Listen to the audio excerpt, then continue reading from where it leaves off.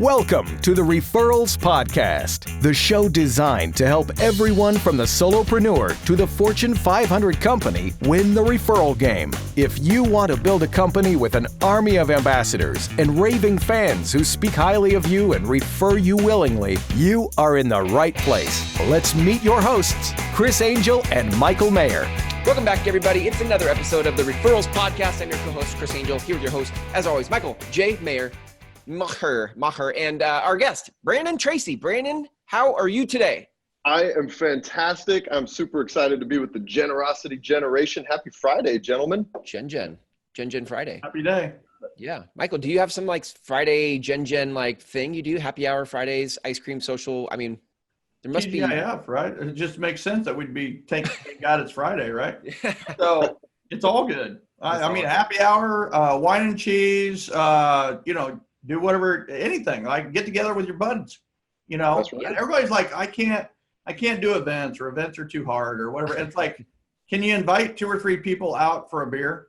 That is an event. I mean, they say, 1 is solo, 2 is one-on-one, 3 is a crowd. Well, there you go. 3 is an event. All you're looking for is a crowd. So no excuses for not having events. And that's what I love about this session today. Yeah. Brandon is going to show you don't have any excuses for not having events at a corporate level or a broker level or a team leader level. They're always like, well, I can't get my agents to do blank, right? Okay, so take most of that out of their hands and let them get a lot of the value and benefit while you also get a lot of the value and the benefit, right? Yeah. So that's what I love about this. And Brandon you got to realize he took it from 7L as an agent, churning and burning on his own, working, in the trenches every single day, to leadership of a team, and then leadership of a team of teams, and then leadership at a brokerage level, right? Yeah. So correct, yeah. it's he has all of the steps of the evolution.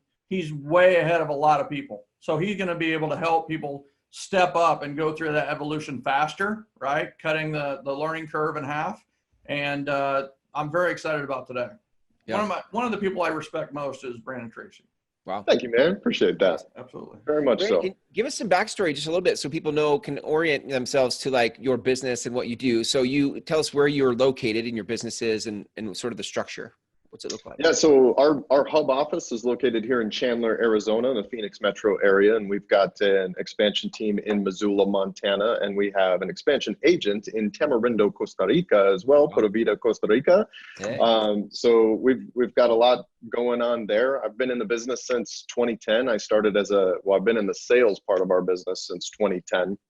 Lucky enough to get linked up with Michael in the, late 2011, 2012 range, where I discovered the book and started down the path that Michael just talked about. I started as a single agent, went to a small team, to a big team, to a team of teams. And so I've experienced it every step of the way, every level that you can be at in this business. I've experienced being able to apply these principles, and I've kind of worked through, getting these principles put into a system that works at each one of those levels as well. Got it. I love it. What, if you think about the system of 7L, like what's one, or maybe the biggest one that you have taken advantage of as you've grown your business and your teams, et cetera?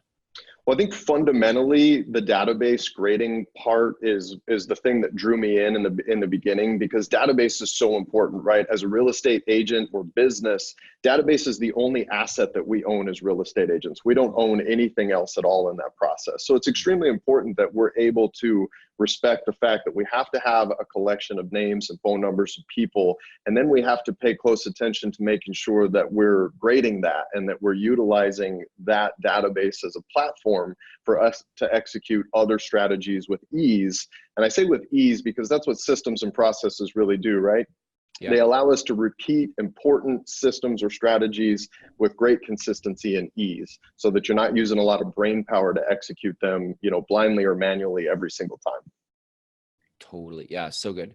So you have the grading the database, and I'm assuming that you'll actually teach that or onboard your agents to do that with their databases as well.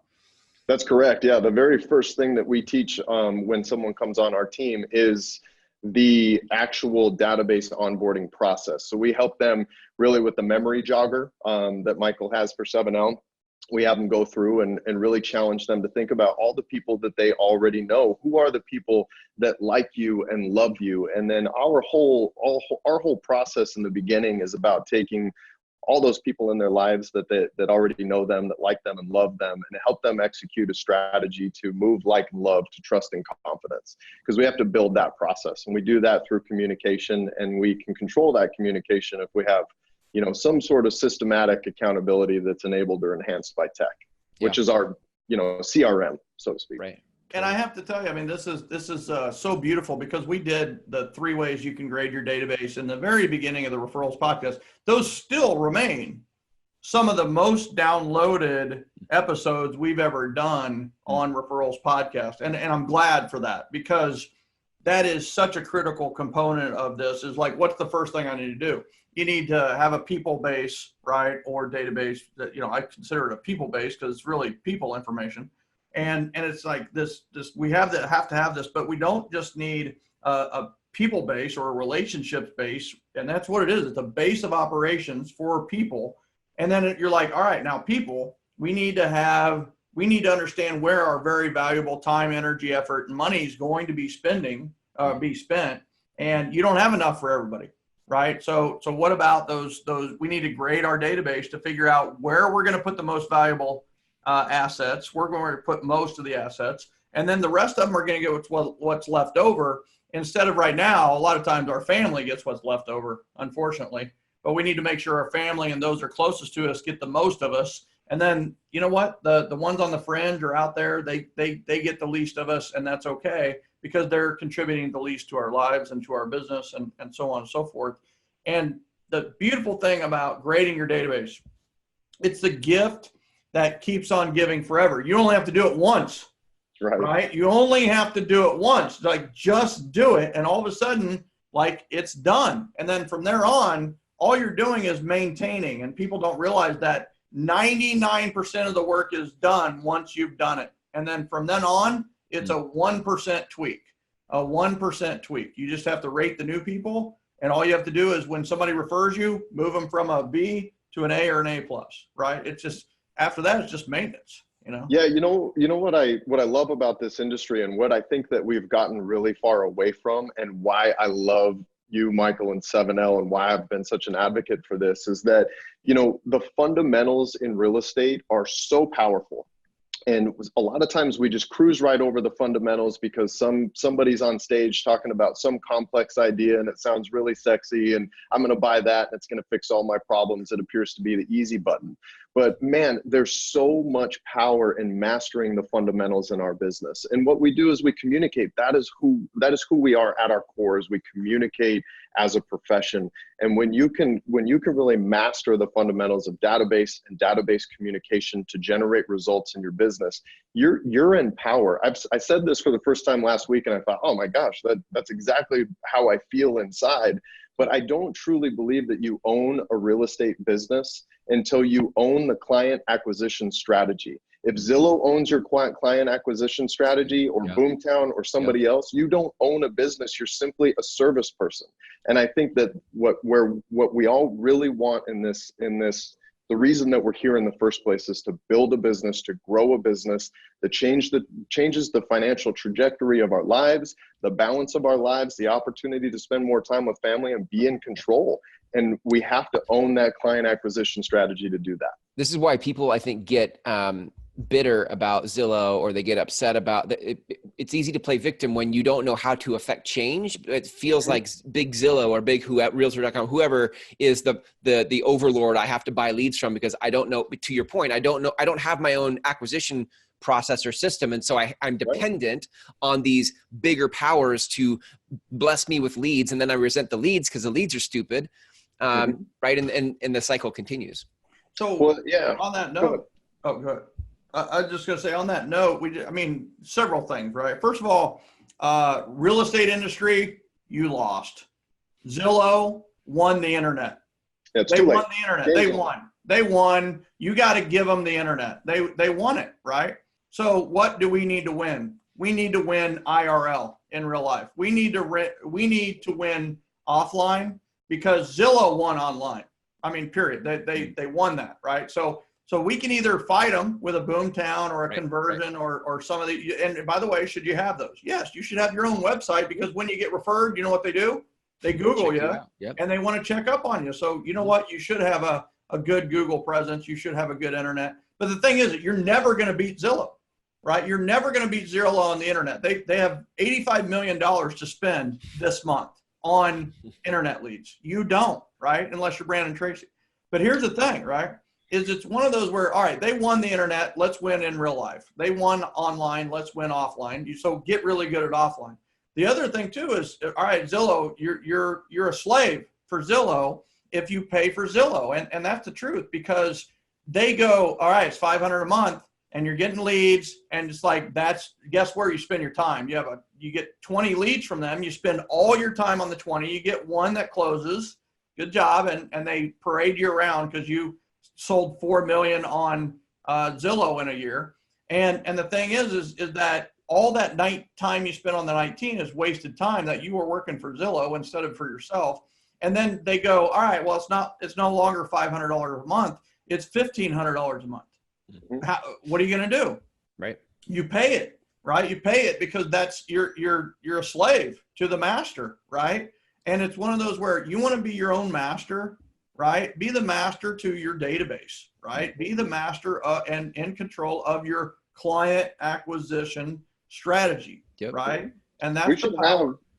You want to beat Zillow? You not only can beat Zillow, you can also beat the number one agent in your city every single time. How do you beat the number one agent in your city every time? Have a better relationship with the buyer, seller, investor. If you have a better relationship, they're going to work with you. You beat the number one agent without even letting the number one agent have a chance. Yeah. Yeah. Brandon, take us in then. So with the database at the ground, it's the foundation, right? Mm-hmm. From there, there's something that we can put on top in terms of how we develop and nurture those relationships. So take me to the corporate level of this, because we've done a lot in this show at an individual agent level, but how do we start to nurture relationships at scale in a brokerage or a corporate setting? What are you doing? Well, what I like most about like a corporate setting versus an actual brokerage setting is that you can create standards and you can have accountability in that process, right? So for us, when we talk about BTG and onboarding people's databases onto that, is we can have an audited process where they're filling in their database, they're going through their memory jogger, they're putting, they're submitting their database to our administrative team. Our administrative team uploads it into our contact management database. Inside the contact management database, we get to apply plans for them, and we can watch them executing the plans. And if they're struggling, they're having problems, a lot of fear of rejection and reluctancy starts to pop into that phase, then we can coach them through that and keep them focused and understanding on the value of what they're doing, why it's so important that we're asking them to do this. And then once we get through that process and that communication process, it's pretty easy for them to gauge the grading part of it. Once we're through the grading part, the real magic starts to happen, right? This is now where we get into event strategies. And this is where it's a lot of fun from a corporate level, because your staffing can take care of the scheduling of the event. Our Easter event this year was huge, and we ordered all the farm animals and the booths and the waters and the food, and we just take care of all of it, all the 3,500 eggs that we stuff to put out. Administratively, we handled all of that, and what the agents get to do is they get to take their people, mark them in the database, and apply the invitation plan for the Easter event. And now all they got to do is show up for the call day, have bagels and coffee, have fun with their peers, making the invitation calls. I'm a big believer in environment, culture, and community.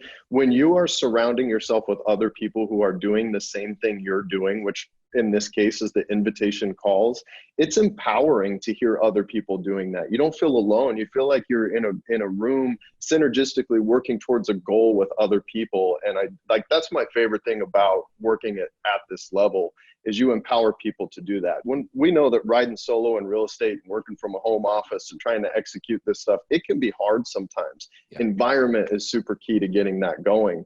And then we execute the event. They get to show up and be the hero for their clients.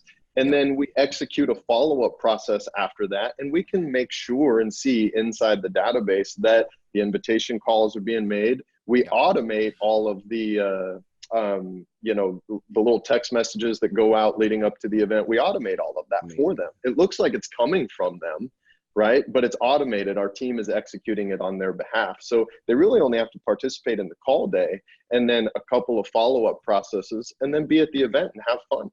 I feel like this is such a refreshing take on the corporate level of real estate. Because I think a lot of teams, what I noticed were they would buy Boomtown leads and then congratulations, buyer's agent, you get to be in the bullpen and call a bunch of internet leads that don't want to hear from you. And so it was never like the value proposition of being inside of what you're doing is like a dream come true. It's like, are you kidding me? Like, yeah, you're going to help me get my database set up. You're then going to also like provide all the things that make the systems of it go for the events. And all I have to do is talk to my people, eat bagels, coffee, and do some follow-up. Like that sounds like a dream come true. And I feel like more of the industry needs to kind of jump on that. You mean you're going to force me to build great relationships with the people around me? I'm never signing up for that. Forget it. I mean, really what you are creating is a culture of great relationship building, right? I mean, it's like this is I have to tell you, I just got an email from a gal who she was just like, she's ecstatic because she was called up in front of a chamber of 120 of the top business owners, and they're called ambassadors for this chamber. I had nothing to do with that, but I like the name. And so it was at an ambassador meeting, and she just called up for almost no reason, like out of the blue. And you can imagine she was a little nervous. She's not a public speaker or anything. But what was so amazing is that she got up there and she had something to talk about. And it was her next event, right? And the beauty of it is she was excited about the event. She talked about the event. And then she invited all of them to the event, right? And she was like, it was amazing. I didn't know what to talk about when I went up. I was just like, I had no, it wasn't like a do an intro of yourself. It was more just like, you've got 5 minutes and we'd love to hear from you. And I was nervous, and it just like, thank God that I had this event, because not only did I say something, but I had this call to action for these really influential people. And that's the beauty of an event-based business, corporate level or individual level or business level, is that there's a call to action to every conversation. Yeah. And what is missing from most businesses, most marketing, most advertising and everything out there is the lack of a call to action. They forget that we don't just do an ad to just raise awareness. You do an ad to get them to take the next step with you. Well, if you're doing a series of events, the event-based business, you always have a call to action. So what Brandon's saying, there is a lot of energy and effort to put on an event, right? So we're going to take that out of your hands. So you actually get all the benefit. Yeah. And the benefit is everywhere you go, right? You go to a happy hour, you go to a chamber meeting, you go to dinner with your family, you go to Thanksgiving, you go to a family reunion, you go to a one-on-one, you're having beers with a buddy. You have a call to action that attracts them closer to your business, no matter where you are or what you're talking about or who's across the table from you, is that you have the invite to an event that is the most attractive call to action that you can ever do. It's very polite. It's very nice. It's like, wow, you really want me to come to your event? And yes, right? I don't think that can be overstated either. Yeah. I mean, it is so powerful to give an agent, and the majority of agents, they're fighting some inner demons, right? They're trying to avoid rejection.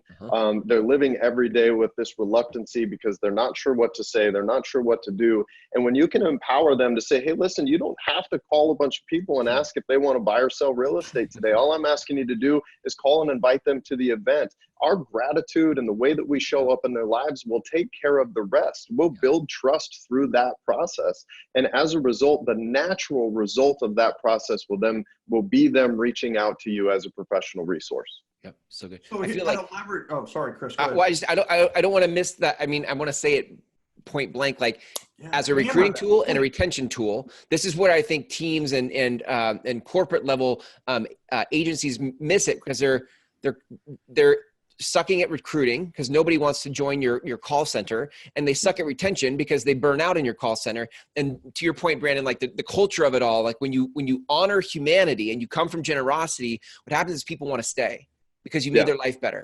Mm-hmm. And you're not asking them to sell. Right. You know, the biggest thing here is if they can't sell a free event, if they can't influence another person to go to an Easter egg hunt, they're never going to sell real estate. They don't need to be right. So it's like you can measure. Yeah, I'll tell you what. You know who gets the most people to his Easter egg hunt is his top salespeople. Mm-hmm. Right. I mean that's just how it works. Influence is influence is influence. And it's usually me. It's usually still me that gets the most people. I knew it. I was going to say you, but you know. Yeah. You know So what? of course it is. Say this. I want to talk about the complexity of team and the environment and the brokerages and agents right now, because what you see a lot of over the last 7 years was the glorification of the call center, right? The overselling of internet registrations as a way forward to find new clients, and that worked for a little while, and then it got washed out. Everybody started to do it. The consumer started to respond differently online. That changed the whole dynamics of that.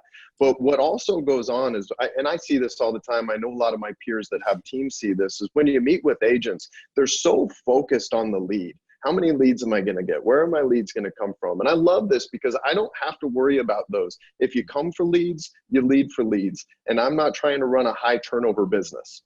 We've had one person leave our business in the last year, and that was one person that we had to let go. So retention is a priority for us. So what we're looking for when people join our team is we're looking for people who want to build a business. Would you like the leverage, the support, the culture and community to build a business? We're for you. If you're just looking for leads, we're not for you. Do we have them? Yes, but you can't come for them. I'm not even going to give them to you for 90 days. You can't touch them. You've got to go through all of this other stuff before you even get to that point. And here's what I love about it. Most of our agents just opt out of leads after their first 90 days. And none of our top agents take leads. They don't care. They don't want them. They don't want them. They do not see the value in it anymore. So let me throw a couple of warnings out there, right? First of all is what he said about leads could happen with events. So if you have not developed an event-based business yet, you're just going to be a copycat here in about a year. And then you're going to see somebody else having events, and they're going to be attracting all these people and all these referrals and all this business. And you're going to be left holding the bag going, dang, that's a really good business model. Let's get ready for referrals. In the red corner, we have the average agent working by advertising, learning on the fly, no systems, no profit, and no clients. And in the blue corner, we have what could be you, the profitable agent working by referral, loving life and loving their clients. Take your business to the next level and go to www.callwithcoach.com and set up your free referral coaching session. Go now, change your business forever. www.callwithcoach.com. Now, to be a little square on that is not everybody has the same sphere or circle of influence. So you can implement this in different ways. But the thing is what if everybody was doing this business model? You'd be out of business if you're not doing it, right? Mm-hmm. And the other part of this too is that you have this different level of leverage with exactly what Brandon's doing that's really different is corporate level, team level. Like, I'm going to take control of the events and just make sure they're doing it. And it becomes a good way to figure out which of your agents are going to survive and which are going to be great and test them in the very beginning, right? You can actually do this before you hire them, right? You have 10 people that are interested in joining your company. You say, all right, we're doing an Easter egg hunt, right? And then you just keep the one who generates the most amount of people at the Easter egg hunt, right? Mm-hmm. So it becomes a great test before you bring them on. And the second part of it is the magic of leverage. We leverage and scale sometimes kind of get confused, but the power of leverage in this case is that if Brandon had his people, he might only have 50 people at the event, right? But since Brandon has 20 people, they all get, let's say, 20 people, right? So that's 40, that's 400 people plus his 50. Everybody that's at the event for Brandon thinks 450 people are there for Brandon, right? And likewise for all the other agents as well. Credibility. And it works the same way. for all, and we talk a lot about what do people want, right? They want grace, right? They want, what do they want when it comes to being a part of a group or part of an organization or part of something? Is they want generosity, they want recognition, they want appreciation, they want community, a sense of belonging, of something bigger and more special than themselves. The E is they want exclusivity, means not everybody can get in, right? Well, the power of the event that we're talking about here is that they have this sense of belonging to something special. The agent feels it, but also their clients and consumers feel it because there's 450 or 500 people at this event that's in Arizona, and they feel special, right? Because it's like, wow, look around here. And an example is like a trunk or treat. The power of leverage is that, okay, a trunk or treat, if it's just you, you've got one car. So it's one trunk and they get candy out of one trunk. But if you're at a brokerage level, you have 20 agents. I'm just using 20 as an example. Now you have 20 cars, you have 20 trunks, you have 20 trunks full of candy, and all of a sudden, the power of leverage is working for you instead of complicating or making the process more difficult, right? Yeah. So the leverage of this is very, very powerful, right? I mean, and here's the thing: you add more agents, you add more trunks at trunk or treat, everybody wins, right? Yeah. So anyway, I think that's the power of this is what agents won't do is the invitation, the actual physical invitation. And they won't do the planning and coordination, right? Yeah. So if you take that out and just say, it's done, and all they have to do is get on the phone and text and in person, invite people to this event as their main mode of communication, the result will be referrals. We all know the number one precursor to success in this business is conversations. This is a contact sport, people. The more conversations you have, the more referrals you'll get, the more business you'll have. And Brandon has created not just like, oh, we're going to have more conversations. Let's do a call day, right? Wine and cheese, everybody. No, it is like, here is a systematic 3 or 4 event series of events. Like, we're going to force you to have conversations, but they're going to be the best conversations you've ever had in your life because you're inviting people to a free event, right? Yes. So Brandon, if I were, oh, go ahead. Well, I was just going to say, I think that the most undervalued thing in real estate is leverage. And most of the reason for that is most people come into real estate and they get a real estate license, and the extent of their knowledge is really in helping people buy or sell houses. They haven't really graduated to being a business person yet, right? Taking that 30,000 foot view, taking a look at your business as a whole, figuring out systems, processes, leverage points, things that I need that can help leverage me into the most important activities that I can focus on every day. And we get really caught up in the idea of, I don't want to give up on a portion of my commission for that, or I don't want to do this or that. And we just muddle away in mediocrity. And there's so much value in leverage. If you can find a good situation with the right leverage, that leverage will catapult you forward in your career. You still have to own your own level of participation, right? As an agent, there's no brokerage or team that's going to fix the problem if the problem is you. But if the problem is leverage, it's out there and it's cheap now with these teams. Whereas if you were to recreate it for yourself, not only do you got to accept the risk of it, but you have to accept the outgoing cost of it every month. And we were talking about MREA before this, and the idea that, most teams operate, if the rainmaker, if the team leader is still in production, they're trying to operate 38, 42% net profit. Well, you can plug into a 7th level business with all of the leverage now, anywhere from 50 to 85% splits in great teams out there. Now, listen, there's a ton of bad teams out there just throwing leads out with the whole carrot by the stick thing. And I understand it's hard to figure out which ones are valid and which ones aren't. But you can go get this leverage cheaper than you ever could before with no risk association from you at all. And you just got to be willing to value it the right way. Yeah. I love that. What, so how would you,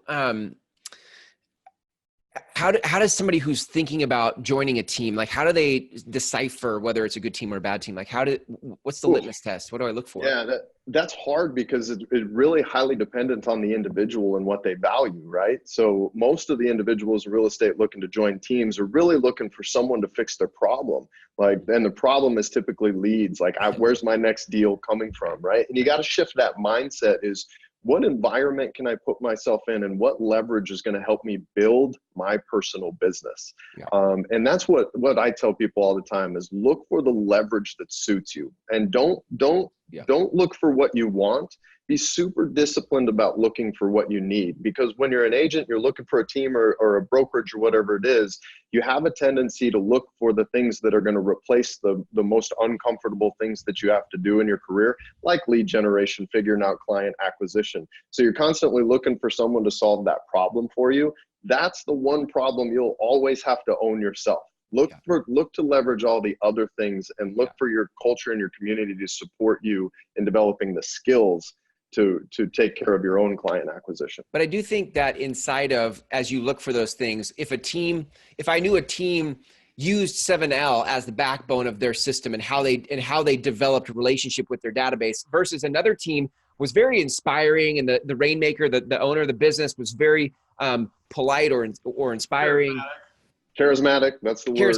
Charismatic. I've seen a lot of people who will join a team because of the charisma of the leader, right, and the hope of not having to do the stuff they hate. And they'll last 6 months, maybe even as much as 18 to 24 months, because they're a team player, and they'll spend themselves out of the business because they can't justify staying an agent and the financial burden that's put on their family. Yeah, you're so right. I think Tom Ferry talks about it as the king and the servant model, right? There's one charismatic leader at the top of the business, and everything else that the business does is in support or glorification of that individual. And I always tell people, listen, some of those companies are pretty good. They offer some good stuff, but what I'm looking for always is I want a collaborative environment that highlights me, that gives me the opportunity to build my business, build my personal brand, and I don't get caught up in the web of somebody else's face and name all the time. Yeah. It's a leader of leaders, yeah. Right? It rather than just being the master servant, king servant, or whatever it may be. It's this leader of leaders. Here's the thing. Eventually, there will be somebody that is on your team who produces more than you do. Right? You have that. It's like the MLM method a little bit. Only, I hate to even do that, but it is one of those where with MLM, there is somebody that down the line could actually produce more if they do more, if they attract more, if they run the system more in many cases. So it's the same way there's going to be a time where Brandon has 150 at the party, and some rock star is going to have 30 at their first one, 80 at their second one, but eventually they're going to have 240 people at these free events, right? Mm-hmm. So there is a system in place where everybody can leverage and scale it, right? And I have to tell you on leverage, is here's the thing. If you are going to focus on leveraging one thing, my suggestion is learn how to leverage word of mouth in the people that know you, that talk about, right? Leverage unpaid salespeople. Like when we build a business, a lot of times we bring on salespeople and they're paid when they produce or whatever. What if you could build this army of unpaid salespeople who champion you and speak highly of you and refer you, right? Nordstrom's done it. Chick-fil-A's done it. Krispy Kreme's done it. A lot of these people have done it, and it's like they're unpaid, right? They're unpaid salespeople. If you can leverage the consumer to become an unpaid salesperson for you, then guess what? All the other ways to leverage will fall in place. Yeah, agreed. Brandon, for those that are listening to this that are building teams, they want to grow a team. What's it look like administratively to run this system for other agents? Like, what's your team look like administratively? Yeah, sure. So we have an operations manager that kind of, one of her primary functions inside of this business is to take the strategies that we, want to implement into our business, get them implemented and get them into executional form. So we want to test the executional process that we have for the strategy to make sure that it's easy, that it's predictable, that the agents will do it with consistency. So that person is usually in charge of getting all of this implemented. They're also in charge. We do have one agent on our team that does, kind of tackle the culture and community aspect of our team. She likes to do event planning. She likes to do all of that. So she's highly involved in that process. So the two of them work together to schedule the event, get all the things that we need for the event, make sure that it's all, that it's going to be, a representation of who we feel we are as a business. And it really doesn't take much. When you have a really detailed person in your business that's capable of sitting down and grabbing a 4-hour block, it's amazing what analytical, detailed C's and S's can get done in 4 hours, where I's and D's like us, we sit down in 4 hours and it's just like, we can't accomplish anything. So, matching the behavioral profile to these people and giving them the tasks that are going to best benefit their behavioral style. Right. It's amazing what you can get done with that leverage. They'll do it so much better and faster than you could ever do it yourself. Totally. How many agents do they support? How many agents in your RGT? So in 2018, we had a core group of 8 agents, but we had 12 total. So we had some associate developmental agents. We did 209 units for 60 million. We were at 65% SPEAR, return client or client referrals for that 209, which was roughly 135 that just came from SPEAR, returning clients or client referrals. And then what I thought was unique was we actually had another 10% of our business come from vendor or business ambassador referrals. Really? So that if you lump both of those together, 75% of our business came from the word referral or repeat business in 2018. And it was really great to see that validation come through on our business. Little different this year, 2019. We've systematized a little bit. We're really working on scalability so we can impact more agents with what we do and get more people in our business. But still, we're at 67% year to date on SPEAR or ambassador referrals. And we always talk about mastering in database and minoring in one other thing. Most of our agents master in database and minor in open houses. Some of them have the skills to do FSBOs and expireds and door knocking, and we encourage them to do that if it matches their behavioral profile and they like it and they get results from it. So it's great to see the validation show up in the sourcing of our business.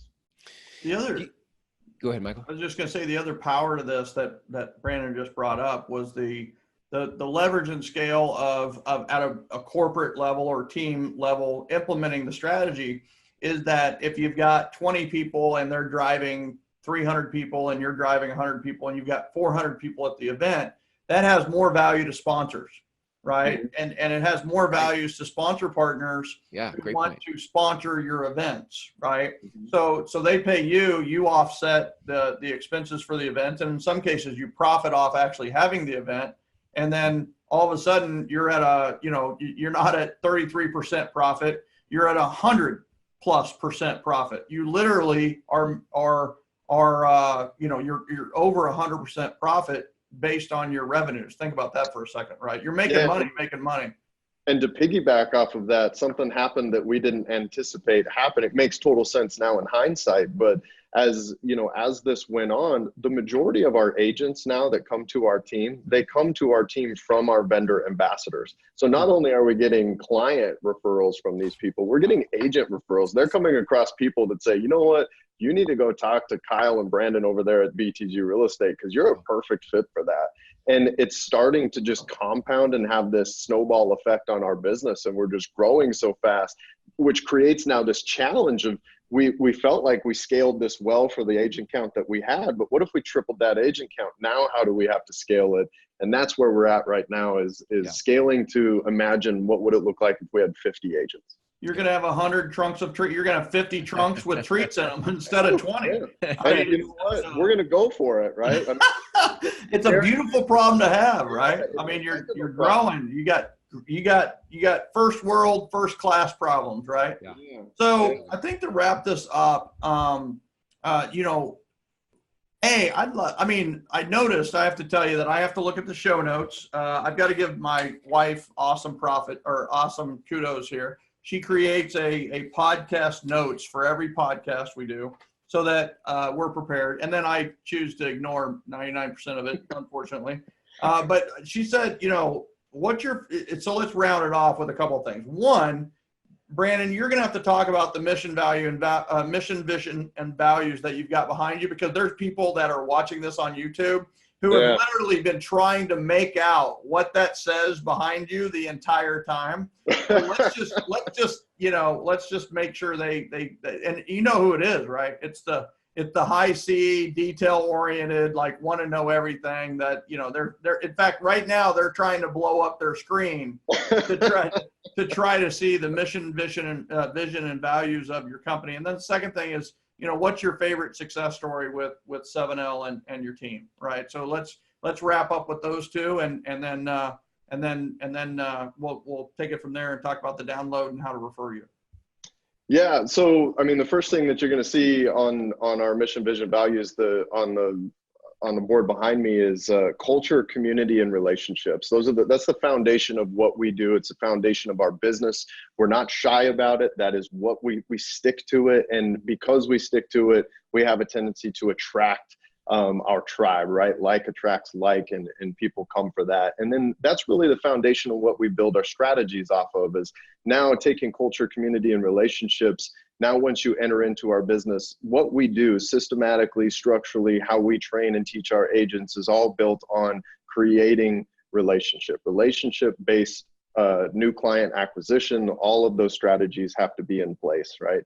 And then, you know, for us, we have this, you know, our vision is to influence people positively, elevate the standard of professionalism, and build financial freedom. I mean, that's really what we're trying to do for each one of our agents.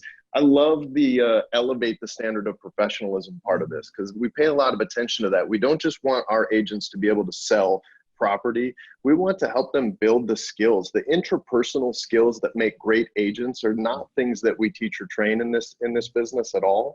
So we like to highlight that and we like to build our people. We want to build them up.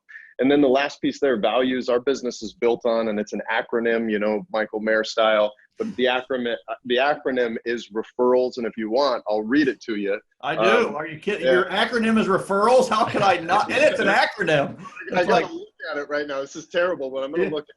But R is for relationships that last. E is for extraordinary people, which is what we want to attract to our business. F is freedom in all ways.